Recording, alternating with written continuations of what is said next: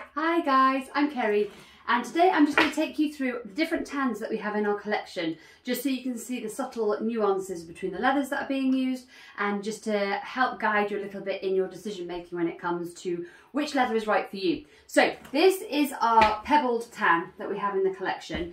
It's a lovely tan. It's still got natural characteristics on it, but it is slightly pigmented, so that means that if you put something on it with like water, you can just wipe it off and it's not going to soak straight into the leather.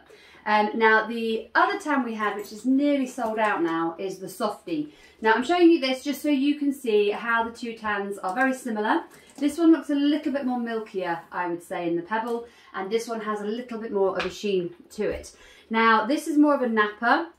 Again, it's slightly pigmented, so if I was to put some water on it, as you can see, it doesn't soak in, you can wipe it off. So neither of these are really going to stain particularly, or patina, which is as the leather wears in, it ages beautifully. And that's something that you only really get from a naked leather. So this is the naked leather. So this is brand new for autumn winter. This is a beautiful veg tan, similar-ish in colour, but I would say it's more of a classic tan. I mean, I think this is a classic tan too, to be really honest with you. They're not so different in colour. If you can see them all together there, hopefully that helps you. If you have one of the bags already in the pebble or the softy, you can see the difference between the two. Now, the difference between the veg tan and one of the softies or the pebbles is if you do put liquid on it, it soaks in, so it will stain, it will go darker, it will dry, it will be fine, it's not going to stay like that forever.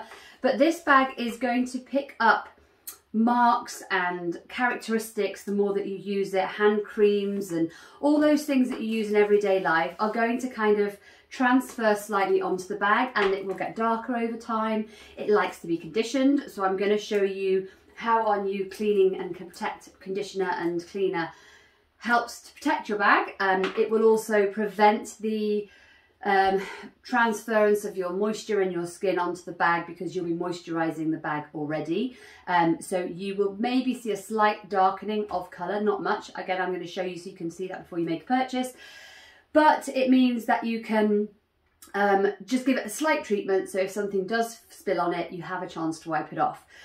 So hopefully that gives you a little bit of an insight into the different leathers that we use and why. Now, if you're somebody that really would like your leather to kind of look like new forever, not sort of pick up any of this transference, then I would say you're better off with one of our pebbled leathers. This softy we have in the collection in this tan, but it's probably about to sell out, so I'm not going to talk about that one too much today.